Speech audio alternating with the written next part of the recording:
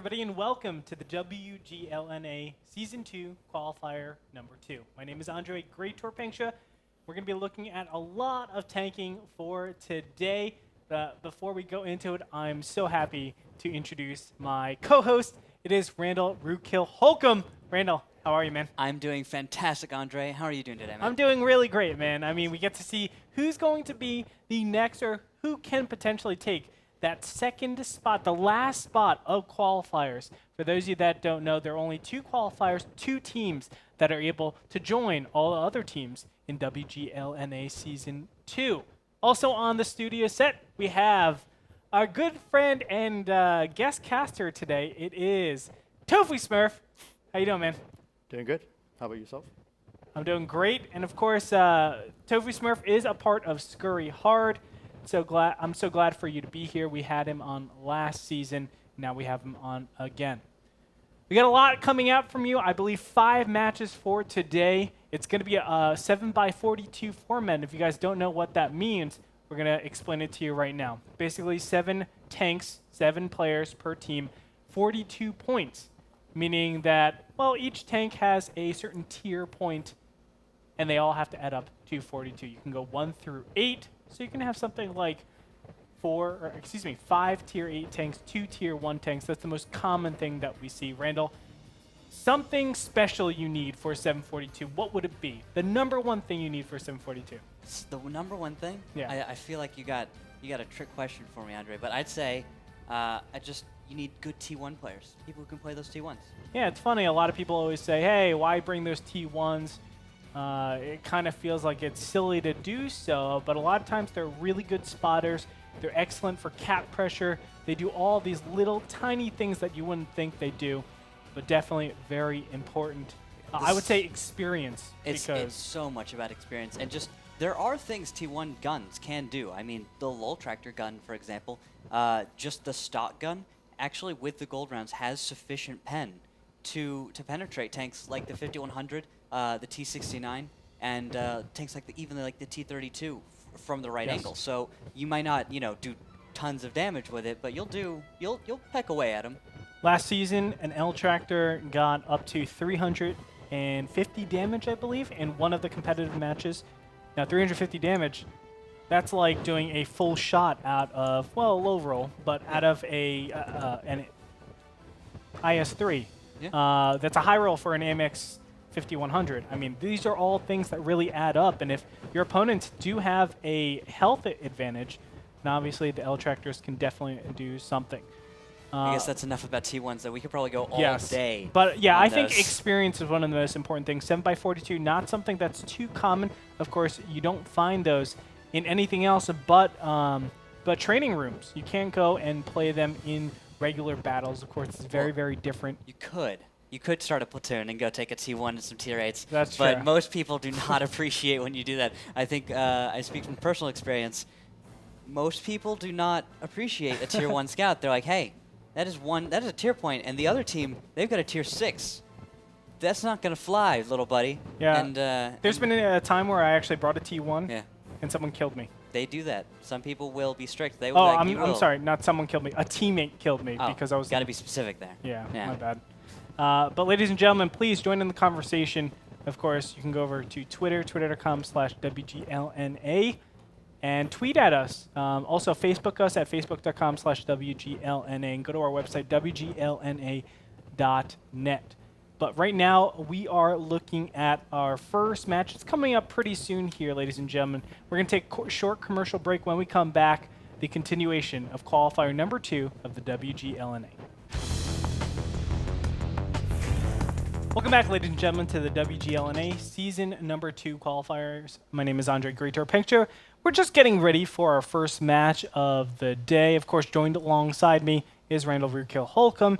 Randall, our first 2 teams are going to be Vi11ainous against Trilemma. Now, I'm not too familiar with these 2 teams. Are you? I'm somewhat familiar, but I'm pretty sure that Tofu Smurf is more familiar. He was talking about during the break. He actually knows a few members from some of these teams, so, you know. Yeah, let's kick it over. Tofu? Well, for both these teams, let's start with Trilemma. 2 of the members I can recognize just right off the bat, Logic Weasel and X the 10th. They used to be in the same clan with me. So I've known them for a better part of a year. And then pretty much everyone from Vi11ainous used to share a TeamSpeak server with us. So,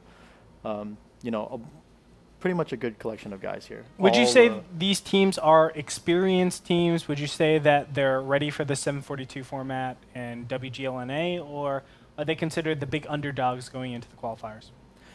I think for these qualifiers, they have the players that are capable to win just based on experience in terms of tanking ability alone. I don't know too much about their tournament history, about whether they can do it. I follow somewhat, and I don't think they have too much experience as a group in these specific teams in the 7x42 format. So, and as we all know, there's kind of a learning curve to this format, and with, especially with new team members. When I see a team come together of players that I recognize, I feel like they all have personalities. Like, everyone has a style and a personality, you know? When you get with a team of guys, there's a kind of groove, and it doesn't matter how good all of your guys are. If you don't groove well together, it's really hard to get a good team going, and especially momentum. So I wonder if you have any opinions, Tofu, on the way that team's going to come together and kind of mesh. I think overall, as a collective group, I think Vi11ainous has been together longer together. I can't say for sure based on exact dates or anything like that. I don't recognize a lot of the names aside from a few on Trilemma. So maybe, that alone, them playing together for so long, Vi11ainous might have the edge, but you really never know.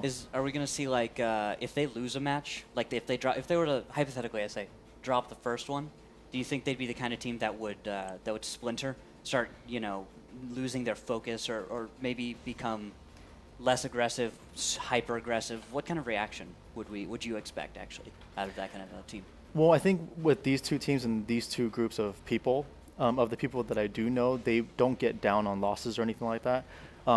If there is a breakdown of an overreaction or of a bad move, it's going to be because of unfamiliarity with the 7x42 or maybe specific maps like introducing cliffs in this qualifiers. I don't think it'll be because of a personality issue. So I think if they do overreact, it's because they're overcompensating for maybe something that they don't know, maybe in full detail on certain maps or how the format plays. And for those of you that don't know, Airfield was taken out of the map pool, replacing it with cliffs. So it's going to be an interesting type of thing that we get to see developing throughout the qualifiers and, of course, throughout the regular season. But yeah, we've had a couple of games on that map yesterday. I thought they were pretty interesting overall. We're going to see how it actually turns out because there's a lot of fancy little cute things that you can do on that map, if I would say so myself. But as it stands, I know we're speculating a lot on the two teams. I would say they're the big underdogs. Later on today, we will have teams like Pub Stars, like Refuse to Die, Sympasaurus Rex, all looking to take the crown and, of course, qualify for WGLNA Season 2.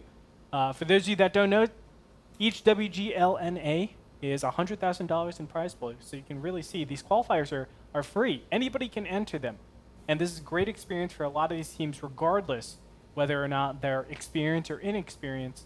And I think that's why we get a very diverse group. Some of them know exactly what they're doing. Some of them just watch and say, hey, we think we can do something about this. We can get into WGLNA. I think a lot of these teams are finding out that it's a lot harder than they think because, let's be honest, 7x42 is really, really difficult. And we've seen time and time again, interesting not map choices, but interesting tank choices really develop and not go over well for these newer teams. We're going to see if Vi11ainous and Trilemma can do it. They're right now loaded into the map. We're just getting things kind of sorted out, getting vetoes down, getting tank picks underway. But that's where we're at right now, just to keep you guys up in the loop. I'm really looking forward to maybe some new tank choices and to see actually if how the T69 fares, because this is the first time. That's what I wanted to talk about. Yeah. 8.8 just released, ladies and gentlemen. A lot of interesting changes went down. A little bit, I wouldn't say DPM changes to a lot of these tanks, but definitely like burstiness. Their alpha got increased or decreased, but of course the reload times got readjusted. We had some nerfs that happened to a lot of these tanks. The T69 is included. Talk to me a little about the T69 and the implications of this tank in the 7x42 matchup. All right, so in the latest patch, guys, the T69 received a nerf to its heat rounds, the premium rounds that it has. They went from 300 heat pen to 250 heat pen. Now, if people at home don't know, heat rounds can they have a specific weakness against spaced armor because it's a shaped charge. It loses so much penetration when it hits spaced armor, like tracks, especially tracks, and that is a source, especially against IS-3s, of so many shots just vanishing into nothingness. They hit that spaced armor of this IS-3, and its shots are just vanished. Even the side shots in like 5100s occasionally. Yeah. So changing it from 300, you already had a few shots, maybe 1 in 4 if you weren't quite paying all of your paying perfect attention. Now it's going to be like maybe 2 of 4 if you're not paying attention, or even 3 of 4, and you get 1 good shot off, which can be a huge waste of a T69 in a fight. Now, other tanks actually also got a heat nerf. A bunch of Chinese tanks got that, and even though we didn't see a lot of Chinese play, it will affect the guns, and that's just another heat nerf. But the T69, I feel like it's going to see so much less play. Maybe 1, maybe 2 ever in a match. If we see 3, only on open maps, I'd think. Tofu Smurf, you're coming from one of the teams that will be playing in the WGLNA Season 2. I know you've probably talked with your team about the T69. Of course, these patch notes have been out for quite a long time. What does your team kind of come to the conclusion of with these T69s? Well, I think the conclusion that we came to is kind of the consensus of a lot of the teams is that open maps, say proc, steps, whatever, tank maps that kind of cater to lighter tanks, 1390s, WZ-132s, you know, lower armor tanks, not spaced armor like Randall was talking about, the 69 still works, and I think it'll work well still. So all you need to figure out is how you can adapt on city maps. You know, how comfortable you feel running those against IS-3s, you know, to an extent 32s and whatnot. So, you know, it's just been a lot of time spent practicing what every team should be doing, trying out different 8s in place of that. You know, speaking of the T32, I actually ran a test right after during the test server when it was open, and I was actually took a T69 with heat rounds, and I thought, well, now it has 250 heat pen, right? And the front armor of the turret of the T32 is just under 300 millimeters. So a T69 cannot pen a T32 and hold down unless it hits the tiny hatch. So now you have actually that really cool advantage. We see T32 sometimes on open maps. And I would almost say, at the same token, is you can't hit the hatch on an angle, too. Like, there's a pretty sharp angle to that. You have to be shooting downwards into it. Of course, when they're in hull-down position, a lot of times you will get that shot. But I think for the majority of the time, it's going to be almost impossible to hit that T32 with T69. I completely agree. It's going to be so difficult, which is why I wonder if we're going to see it. Because I did test it against a Pershing, which is the, of course, faster, more maneuverable alternate to the T32. And it's and almost the T69 too. And yeah, exactly. It represents a T69 with consistent fire. But you can still sometimes pen with a T69 on that turret, so it's not quite sufficient. Well, it's going to be interesting. I do want to talk about the IS-3s as well, but the first game has already loaded in, so we're going to get into this Vi11ainous versus Trilemma. A lot of crazy stuff has happened since the 8.8 patch, and it's really nice because it's going to shape things up very differently for WGLNA Season 2. Going to come down to who's been practicing, who's been theory crafting the most, and who can really develop the best strategies. Let's go ahead and get into our first map. It is going to be Himmelsdorf.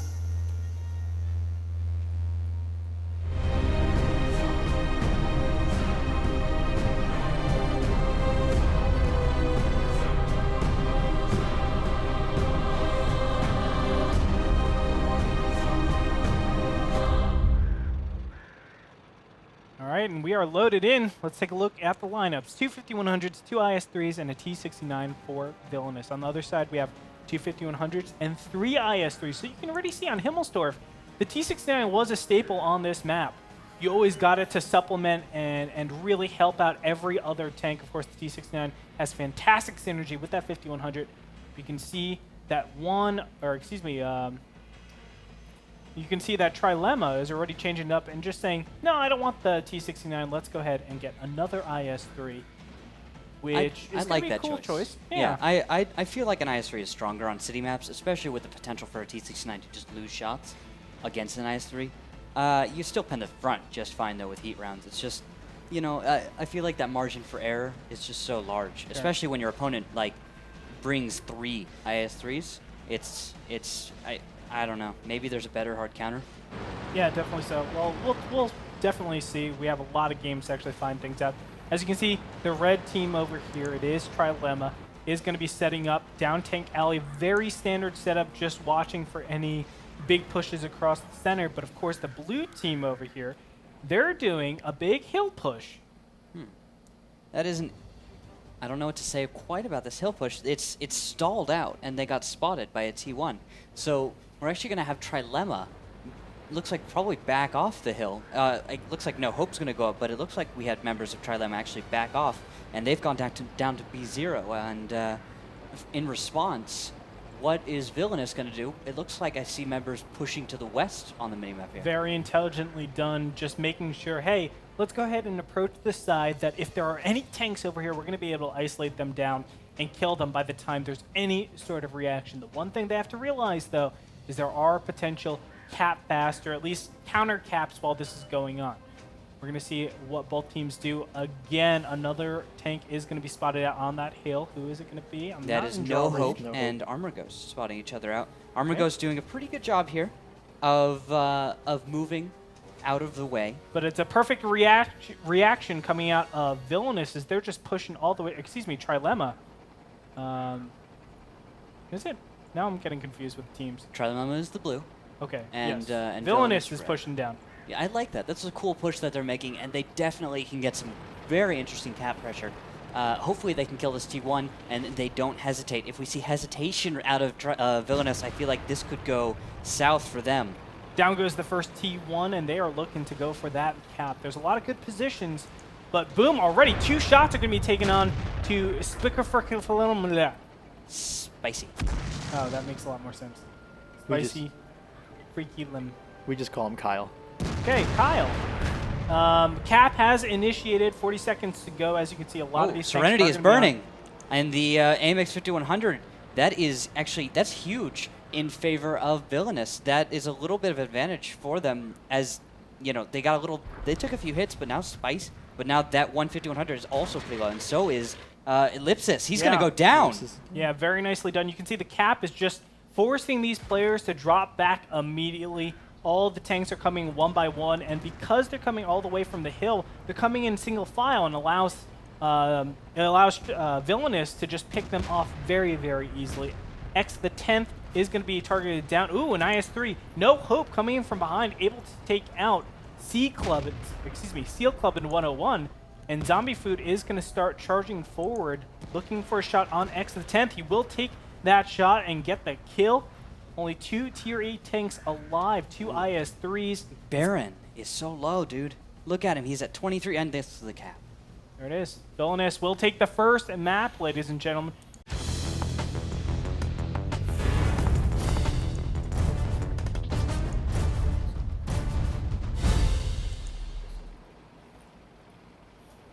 All right, here we go. Looking at the final tank choices, 2 5100s, 2 T69s, and a 1390 from Vi11ainous. On the other side, we got a 5100, a T32, and 3 T69s. So just as we were talking about the T69s, they are going to be used in high regard by both these teams. Logic Weasel is spotted out in the T1 as he's attempting to get a really aggressive position in the west. I don't know if he's going to go down. This is he represents quite a lot for his team, actually, and he's going to look like he's going to get safely to all the way to G1. That's a really aggressive run to make as a T1 tank. Yeah, he booked it. He booked it. I'm surprised he lived.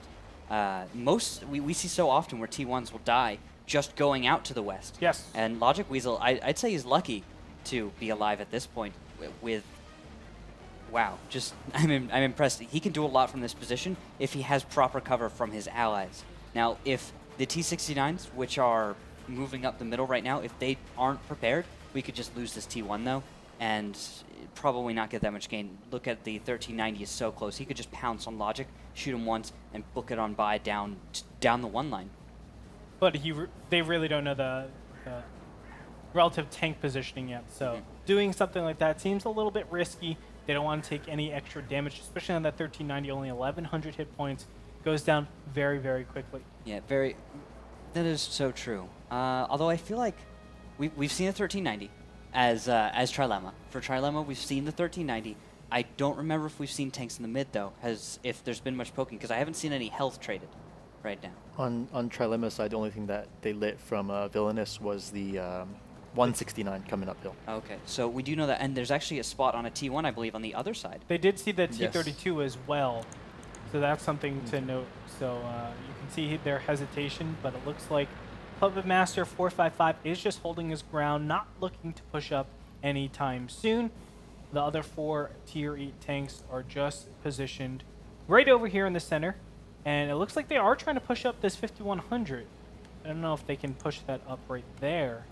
I know the most popular position to push up tanks is going to be all the way on this left-hand side right over here. That's where we see a lot of times Wheezies and 1390s being pushed up to that high ground to really supplement center grounds and try to take map control. As it stands right now, both teams just looking to play very defensive, not really pushing around to try to scout anything out, and it's really especially weird because the 1390 does exist over there. Yep. But we do see a movement out of Trilemma. They're moving T69s to the east. They're getting prepared to pincer maneuver the position in D5, which is where a few of the villainous tanks are, and there's a 1390 out of position. It looks like these T69s are going to try and get over there. If they get spotted by Armor Ghost, who is in the far east and about, I'd say, is that E0? Oh, he's retreated back up north a little bit. If these T69s can get by safely without getting spotted, this maneuver could go off without much of a hitch.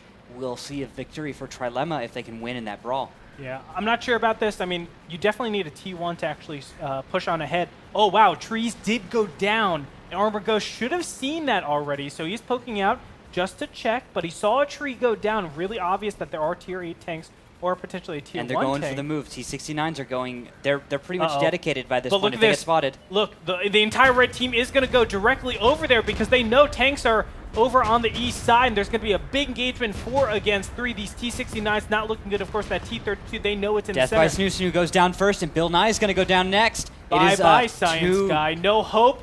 That's what it is, man. T69 is going to be taken out. 15 health, and down he goes.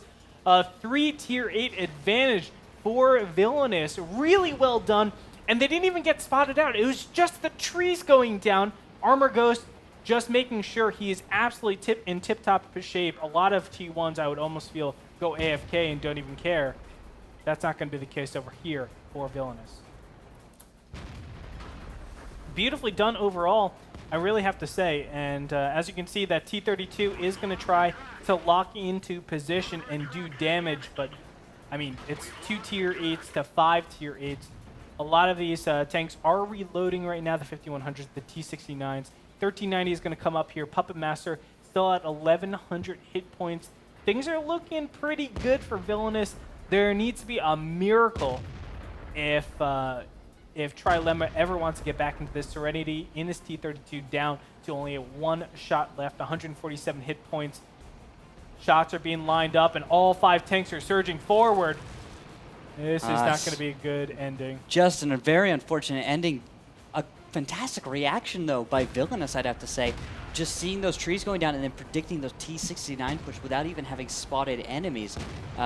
Just very astute of them. Yeah, it just makes so much sense. The T32, they pretty much know it's in the center. And it looks like T1 battle all the way on the right side. Logic Weasel is not going to be able to skirt around. Of course, there's still 4 minutes left for them to cap out. Remember, there's no 8 tier point rule, so they have to kill every single tank, but things look beautiful. Even a cap, a double win coming in here if they don't kill Logic Weasel in 1 minute and 10 seconds. Really looking good for Villainous, I have to say. I mean, they're making some really good calls all around. But, you know, I've talked a lot about these east side pushes. I'm not a big fan of them. Villainous taking it 2-0. So and we're back with more WGLNA action. This is the qualifiers number 2. We're going to look and see who has a chance to make the last spot for the WGLNA Season 2. Of course, all these teams want a part of the $100,000 prize pool, and these 2 teams, Trilemma and Villainous, are no different. Villainous is currently up 2-0 right now. We're moving over to Runeberg, which is my absolute favorite map. I love the south side. I don't know what side. Why do you go to the south so much? It has more aggressive options. You think so? I 100% think so. What about the Delta Village? What's Okay. your answer in the south to the Delta Village? There's a lot of ways. Well, like there's just the threat of a cap fast from any point. Oh yeah, the It's cat fast is just so so strong. extremely good. The fact of the matter is, with the south side, you have two options. You can cap, or you can kill their tanks. So you have multiple ways of playing out the match. And you don't believe that the north has the ability to cap. They have no ability to cap. Well, They're- actually, an interesting thing, it does contradict you a little bit, and it's not a perfect example, but Navi versus Fulcrum, I believe, in the NVIDIA finals. When they fought on Ruinberg, Navi actually did put cap pressure on, and they managed to actually get a T1 to hide in one of the bushes on the cap in the south, and actually managed to get so much pressure that Fulcrum was forced to come out of their good locations and take so much damage in order to try and stop the cap. That's just one of the rare examples of when you can cap in the south, but I completely agree. You generally just can't, Yeah, and so you have to kill your enemies. I if you're just in Ruinberg I North. just feel like there's a lot of really cool things, and what do you know? Trilemma actually picked the north side, so we're gonna see what they do with it. They did have map choice and spawning positions. We're gonna jump into Ruinberg right now for the third battle in match number 1.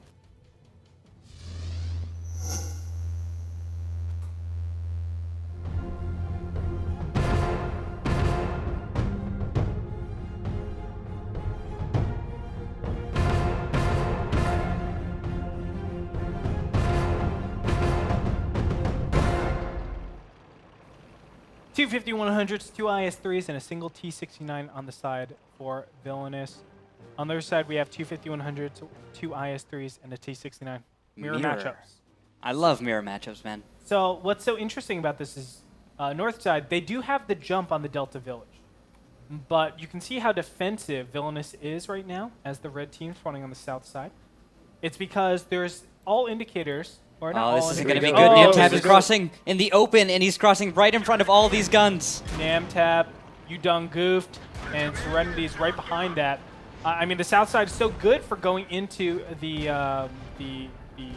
western side, the city. But look at this, a lot of misses actually. The Fountain actually being a huge burden to Vi11ainous. They're missing a lot of shots, and Baronish, he's going to go down pretty soon here, down to 139 health. But so is and Bill Nye down the he goes. Science Guy. As he goes down in return, it is actually 2 deaths to 1 in favor of Vi11ainous still. They have IS-3s still alive here.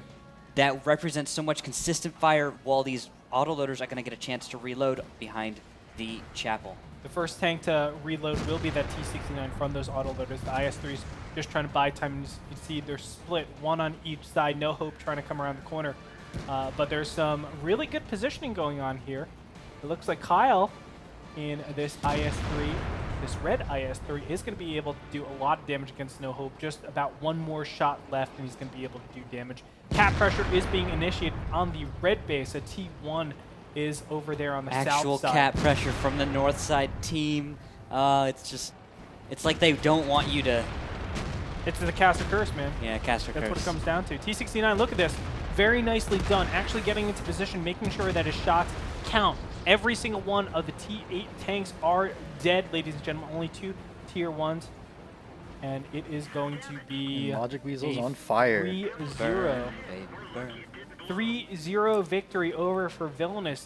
Playing fantastically, but I almost want to say Trilemma is just feeding into them every single one of the games. Game 1 in Himmelsdorf. There's just a very clear way for Vi11ainous how to play it out, go for cap pressure, take the win. Game number 2, a big mistake with the T-69 slurping in. Now over here in game number 3, we have a very clear win as the 5100s go out into the middle, not able to use all of its shells, or even if it is, doesn't have the best shots just because it's out in the open, taking a lot of damage. I'm sure it's very hard to focus and be able to kill everything out.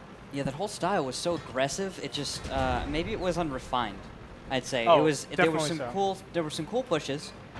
Some nice potential there for great moves. Unfortunately, nothing just came together for Trilemma. Vi11ainous, though, doing a great job at reacting to almost everything. Yep, Vi11ainous will take it 3-0, ladies and gentlemen. That is the conclusion of match number 1. I felt like Trilemma wasn't an accurate discriminator for Vi11ainous. We weren't really able to tell if they were the premier team to really look out for. but we can definitely say that they have comprehensive play. They know how to execute their wins, they know how to execute their defenses, and they know how to continue their advantages for that overall win in the series. I felt like they were also very perceptive. You saw in Mines when they figured out that there was a push coming, and they reacted perfectly to it by putting the appropriate number of forces in play to block a 3T69 push that they had no idea if it was a 3T69 push. It could have been anything. So they predicted that well. I felt like maybe that, do you think that was metagaming pretty well right there on Ruinberg to predict that one-line push? Not at all. I thought it was very comprehensive. Think, you see a similar lineup, 2 IS-3s, 2 5100s. Are you really going to go to the Delta Village? You got a point there. But at the same time, it's like you've seen your opponent push so much. Like you saw them push on mines like that. You feel like if you read your opponent, you say, they seem like the kind of guys who are going to push. Now, if they're going to try and really push into me, where are they going to go? One line's one of the strongest pushes that you can catch your enemy off guard. If they're not set up to block a one-line push, you could get into the backfield and actually take the southwest position, which is usually used by the south spawn to camp. Instead, you're the north side with that control. But at the same time, if I'm looking from the north side and I say, okay, does this team have any potential to contest Delta Village? They're bringing 2 5100s, 2 IS-3s. Do they really have the mobility to get there in time, to do damage against me, to have that jump on me? Probably not. No. So if I'm the north side, I have to feel like they're always going to go into the west, into the city, and do that type of defensive setup. Now you even saw they weren't going they weren't only defending against the one line. They were defending over in the 3-4 line over there, and they were that's why I said comprehensive. They know how to play. They're just saying, okay, let's just see if they come this way. Let's wait 5-10 seconds, and then if we don't see them, okay, they went to the Delta Village. Let's push on, or at least bring the T1s up to get some indicators. That's why it just felt like it was comprehensive play, and then all of a sudden their team walked right in front of their reticle, and they were able to get the quick win. Yeah, it was just so almost lucky. Yeah, John, I want to kick it over to you. Even though we've been talking this whole time, we haven't let you talk. What are your thoughts on the series and the battle? I think, okay, for specifically this battle, I think Vi11ainous was set up in kind of almost like a typical Southside Runeberg setup, because you have your T1 spotting the cap. You're basically conceding Delta Village because you know you have the sight on your cap and forewarning if they do come to your cap. And then they're set up in a way so that, say they split up their tanks, right, between the street and then behind the church. So they were set up so that if Trilemma pushed one line, they would have cross shots on the advancement, and they really have nowhere to go besides the fountain unless they're brave enough to try to cross all the way across to the next set of buildings. And if they do come towards the middle street and try to pick on the force of heavies that are sitting right there at that road, you have your church guys over to kind of alleviate a lot of that damage and lower the health of your enemies to maybe make them think twice and whatnot. Especially with how Vi11ainous and consistently throughout all 3 matches have been focus firing and shuffling their HP. They've been doing a great job through all 3. So I think they put themselves in a position where they can cover all lanes of Runeberg pretty comfortably. And because of they know their abilities, it was just a smart move. And if you look at Trilemma, they had 2 major movements, one over to the fountain. That's a position where you're most likely guaranteed to take damage. And then from the fountain to the church, those are 2 basically hallways where you're guaranteed to lose a lot of health. Just so much open ground. Yeah. And the actually getting to the fountain, you do get a little bit of cover there. It's You nice. do. And it's imperfect enough to the point where the enemy is often baited into firing. It's like, oh, I've got that little bit of a shot on the top of this 5100 turret. I'm going to take it. You saw a whole bunch of shots miss because of that. And if enough had missed, we could have seen the fight go the other way. Just, based on, I'd say, maybe poor marksmanship. But I almost, like, if you saw, they were able to unload their shells, to unload their entire drum, and then back up behind the church. And I think that's just such a convenient way. If you look at just movement, you have Trilemma pushing across open field, pushing across open field. You have the other team unloading their entire clip, backing up behind a building, and being safe. I mean, just theoretically, that's a much, much better way to play it. It's a little bit more defensive, but of course, Trilemma was being a lot more aggressive. Yeah, and they didn't even have to scout their enemy. Yeah. It's just, they just came right at him. Everything just fit. Everything just fit, ladies and gentlemen, and that means that we will see, Trilemma will not be able to compete anymore in the WGLNA Season 2. Hopefully we see them 4 Season 3 qualifiers. Of course, Villainous will move on with that 3-0 score into the next round. Right now, we're going to take a short commercial break. When we come back, our next two teams are going to be Gentleman Gaming versus the Landing Zone Slayers. You're watching WGLNA Season 2 qualifiers. Don't go ahead.